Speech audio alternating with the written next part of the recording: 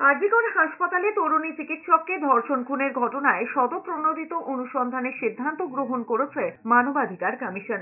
রাজ্যের ডিজি এবং মুখ্য সচিবকে নোটিশ পাঠিয়ে 2 সপ্তাহের মধ্যে বিস্তারিত রিপোর্ট তলব করেছে কমিশন। জানতে চাওয়া হয়েছে পুলিশি তদন্ত ঠিক কী অবস্থায় রয়েছে, দায়ী ব্যক্তিদের বিরুদ্ধে ব্যবস্থা গ্রহণের কী পদক্ষেপ করা হয়েছে, পাশাপাশি মৃতের নিকটাত্মীয়দের ক্ষতিপূরণ দেওয়ার কথা জানাতে হবে। মানবাধিকার কমিশন আরও জানিয়েছে, বিভিন্ন মিডিয়ায় এই খুন নিয়ে যা রিপোর্ট উঠে এসেছে তার ভিত্তিতেই জানা গেছে হাসপাতালের সেমিনার হলে একজন জুনিয়র মহিলা ডাক্তারকে মৃত অবস্থায় পাওয়া যায় 9ই অগস্ট। জানা গিয়েছে নিহতের শরীরে আঁচড়ের চিহ্ন রয়েছে, যা ইঙ্গিত করে যে ঘটনার সময় ধস্তাধস্তি হয়েছিল।